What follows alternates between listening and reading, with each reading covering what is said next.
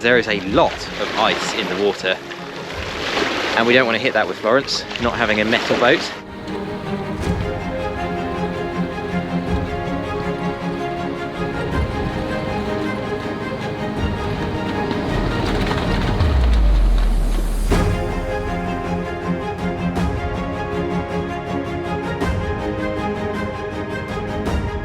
We are Amy and Matt. This year we have sailed our 40-year-old 37-foot sailboat 2,400 miles from the south coast of the UK all the way north to the high Arctic.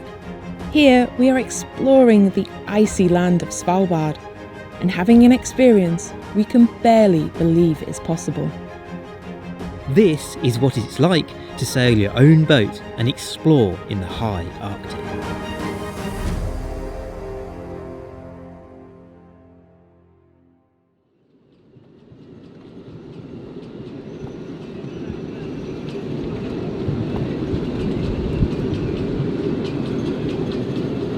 The weather has turned on us here in Svalbard. Gone are the clear blue skies and calm winds. Now we have a gale and a lot more ice blown out from the glaciers. The question is, can we deal with this in our fiberglass boat?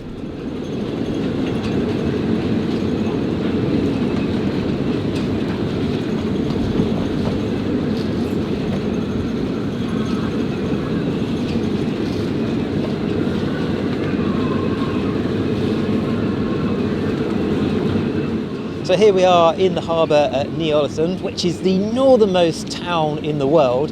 And as you can possibly hear from the wind that's whistling through the rigging, the weather has changed dramatically from what we've had over the last week or so. It's been absolutely howling through the rigging overnight, gusting to 42 knots. And that is why this harbour is full. There are boats, we're all rafted at least 2 deep in the harbour. Everybody's come in here to take shelter from this bad weather. There are other anchorages that are sheltered from this wind direction around here, but those anchorages have large chunks of ice floating around in them, so they're not a safe place to be. Hence, everybody is packed in here for the next couple of days.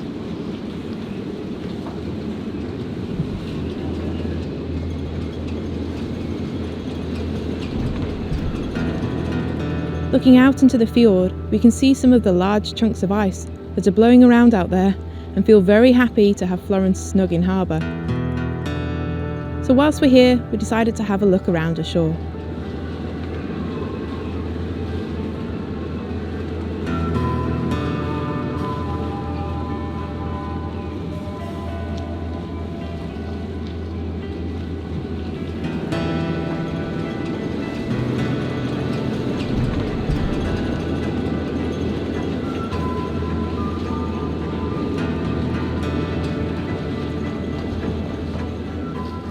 The town here of Ny-Ålesund grew up around a coal mine in the early 1900s, but its situation as the northernmost town in the world and proximity to the North Pole made it an ideal base for early explorers to try and be the first person to get to the North Pole.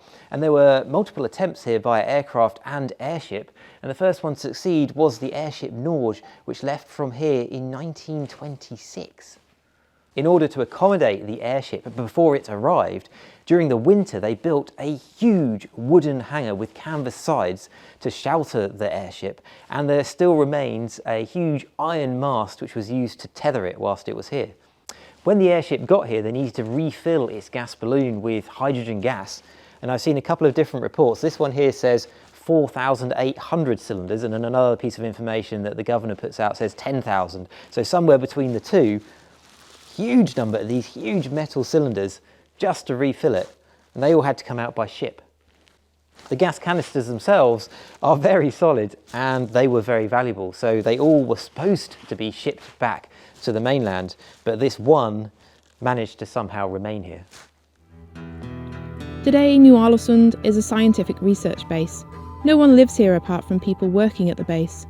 The year-round staff number's around 35, but in the summer the population grows to over 100 as scientists fly in from around the world to gather data for their research projects. Ny-Ålesund is also a destination for small cruise ships to visit, where passengers can walk ashore and send home postcards from the northernmost post office in the world. After being stuck in port for 4 days, the weather improved dramatically. I need my sunglasses. Are there any sunglasses handy down there? That is bright. Can you guess the time? It's actually midnight here. We're nowhere near the longest day of the year. We're now at the end of June and the sun is so high in the sky. It's 12 degrees and you need sunglasses in the middle of the night. I didn't expect it to be that high above the horizon. I expected it to kind of be just above the horizon, but it is just high in the sky. May as well be midday. Apparently the sun is higher above the horizon here at midnight in midsummer than it is at midday in midwinter back on the south coast of the UK. We checked up on that later, and it turns out this is almost true. On the UK south coast in midwinter, the midday sun height is 15 degrees, whereas here in New Orleans in the midsummer midnight sun, it's 13 degrees.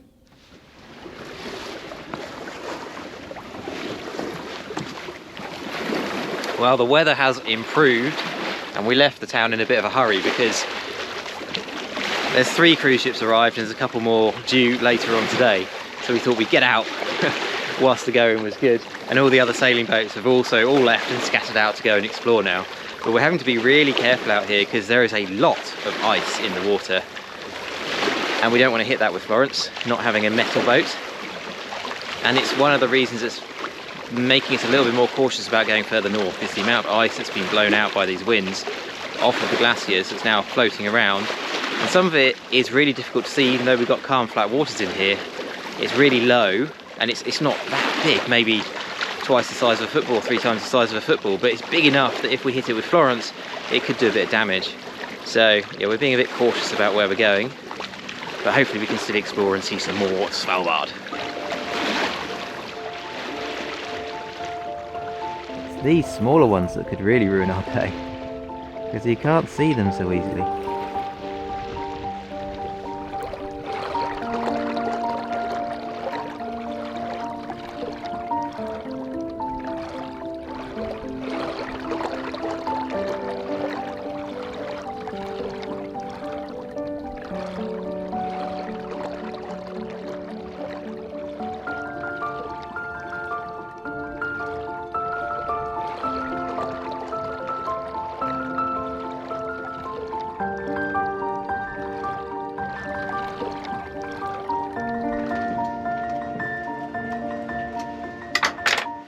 Bacon sandwich with a view of the icebergs.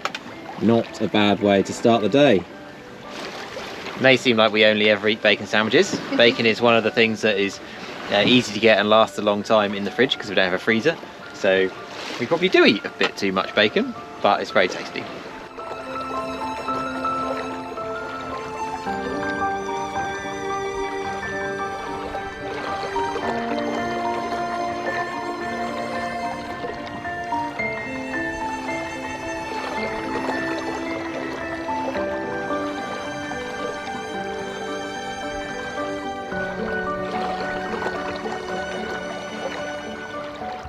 As we explored up this fjord, the weather turned into more of what we'd been expecting of the Arctic. The cloud base lowered to hide the majestic peaks from view, and with the sun's warming rays blocked, the temperature also plummeted.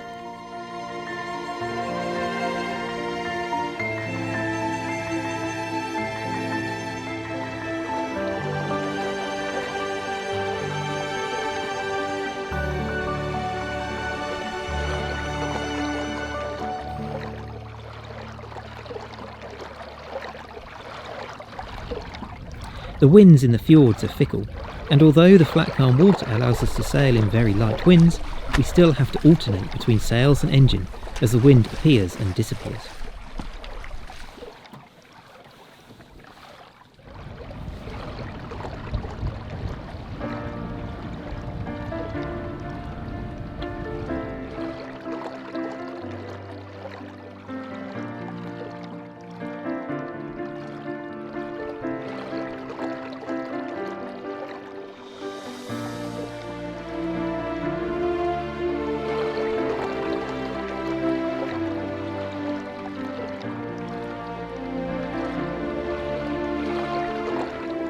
As we approached the glacier at the head of the fjord, the ice in the water became more dense and difficult to avoid.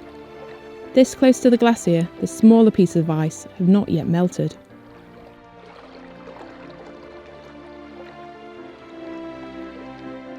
This is amazing, it's so still.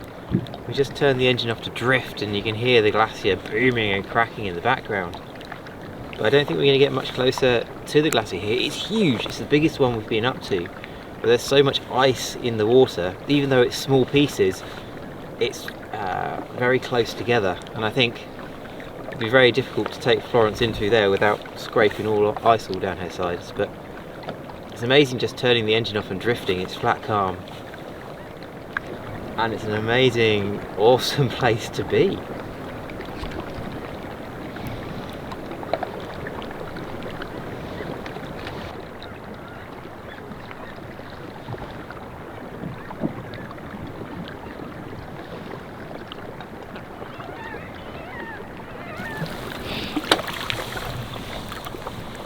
How's that? I don't think we can get much closer than this, really. No, it gets really compact up ahead of us. We can see a seal. I don't know if it'll come out on camera, but where the ice is most compact, it's got a little bergy bit that he's resting on. So beautiful here. The light just keeps changing, and it's, I think, one of the most blue glaciers that we've come up to. The reflections and the light is just absolutely stunning today.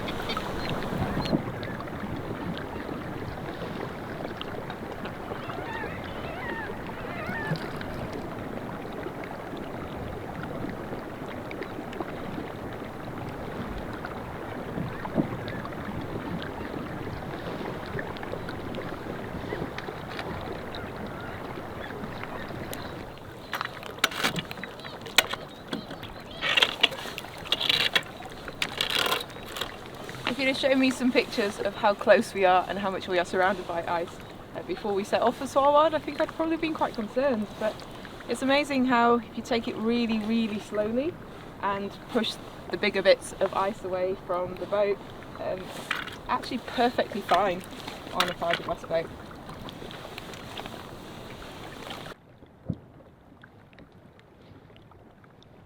Our bergy bit poking stick is working really well. I actually picked this up in a DIY store before we left the UK. I didn't admit to them what I was using it for. I thought that would have been a bit of a long story, but it is actually just an extendable pole for roller painting ceilings and taller walls. But it's working really well. Maybe we could do with adding a spike to the end of it though. No, I think it's fine.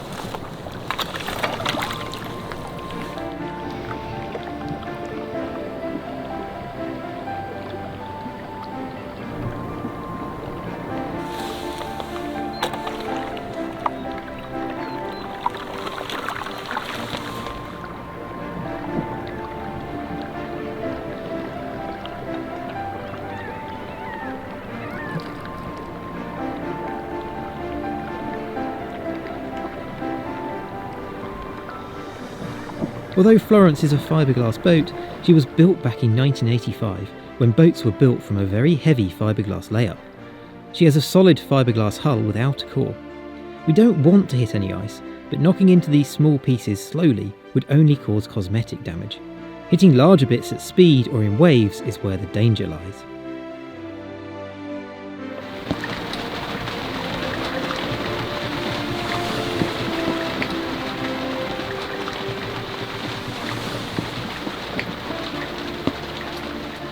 Who says a bimini's only useful in the tropics? It's doing a very good job as an umbrella right now. Got some porridge? Yeah, that'd be nice. Started raining now, so we got the tent on.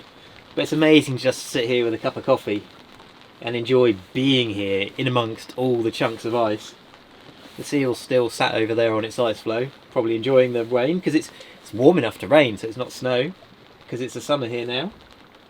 And there's just like 2 or 3 knots of wind. It's gently drifting us away from the glacier, but we are moving at half a knot. But we do have to be careful. Every now and then we have to go up on the bow and poke away some bits of ice because we don't want to hit them even at half a knot.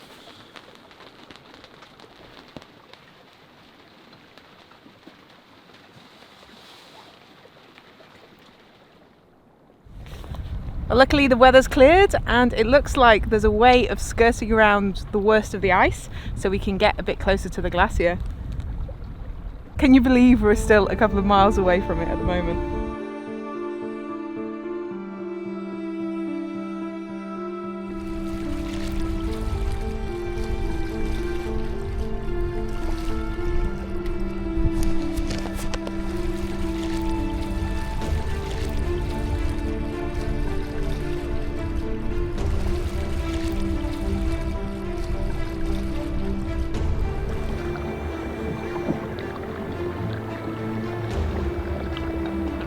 This is as close as we dare get to this one.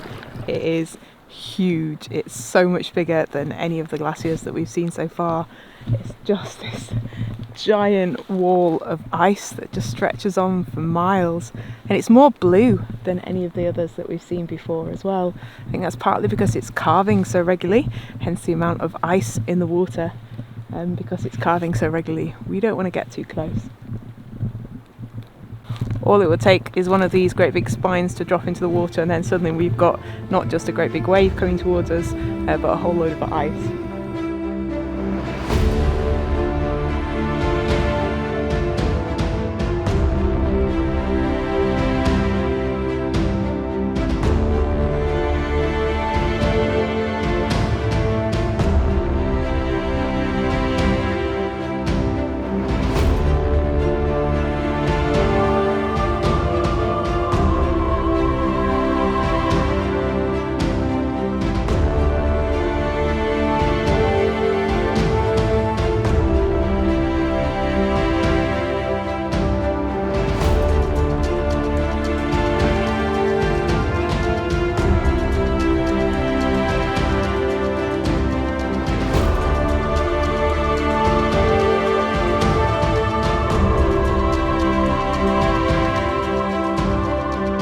It is stunningly beautiful, but I have to say it makes me nervous being here. So we're just going to enjoy it for a little while.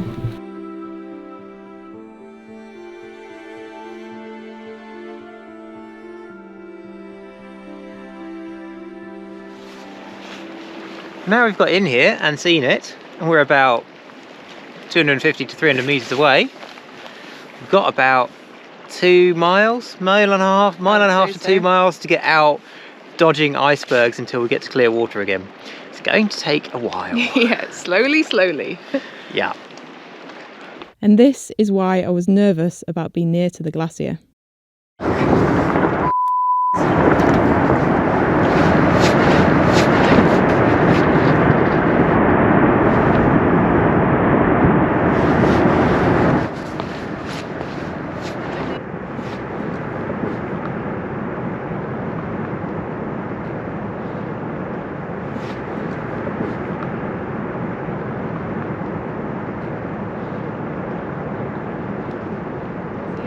I don't know if you can see this wave, just this really big slow wave coming out from that massive carving off the glacier. Well, it wasn't massive, it was all little bits, but look at the amount of size of the wave that's generated. Thing is, it's going. We decided that was our cue to take Florence back out to open water and away from the ice for the night.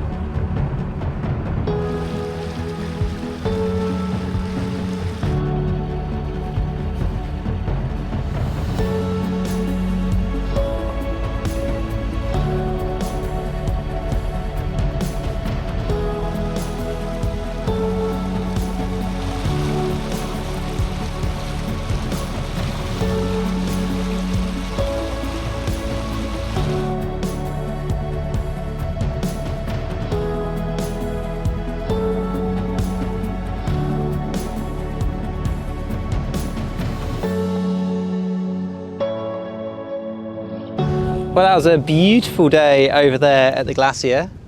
Still quite a lot of ice in the fjord though. There's ice coming all the way back down the fjord past where we are now. So we've just brought Florence into this sheltered little cove off the side of the fjord.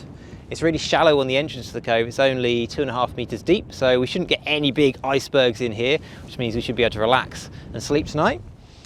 But whilst we're here, we thought we'd come up and have a hike up over the hill, and there's a lake, freshwater lake just behind the camera, which is actually still frozen.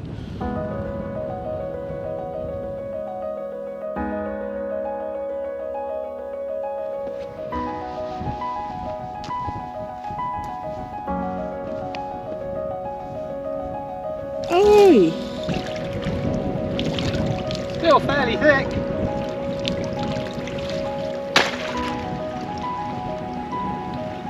I don't think I'll go walking out on that.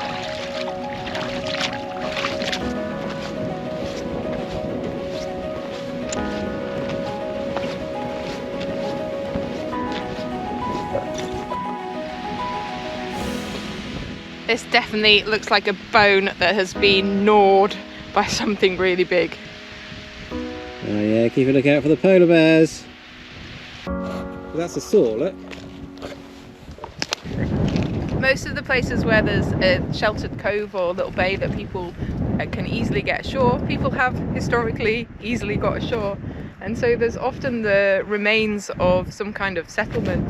I think there were some World War II weather stations in this area, but I'm not entirely sure what all of this rusty wood and metal is about. A lot of these rusty areas are deemed cultural relics, and so you're not supposed to disturb them at all. But in all honesty, most of them just look like a rubbish pile. So some sort of fuel can, top off of it, oil drums, half of someone's rubber boot.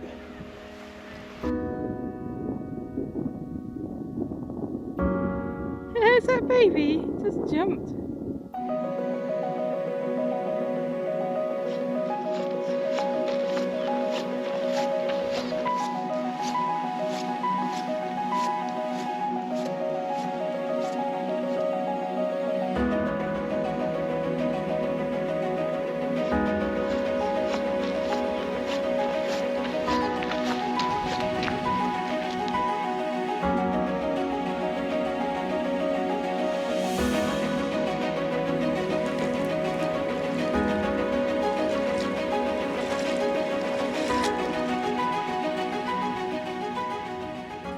It's the ice here that is the amazing turquoise colour.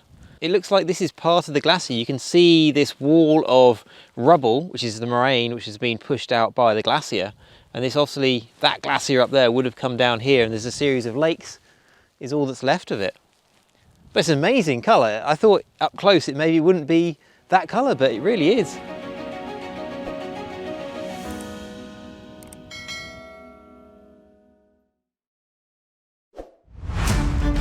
Next time we have to rescue Florence from drifting ice and finally have an encounter with Svalbard's iconic apex predator. For extra updates in between these bi-weekly videos, and to find out what we're up to in real time, head over to Patreon and join the crew. Continuing our voyage on Florence would not be possible without the support of our patrons. Thank you to all of you, and especially to our star patrons. Yeah, Matt just spotted a polar bear.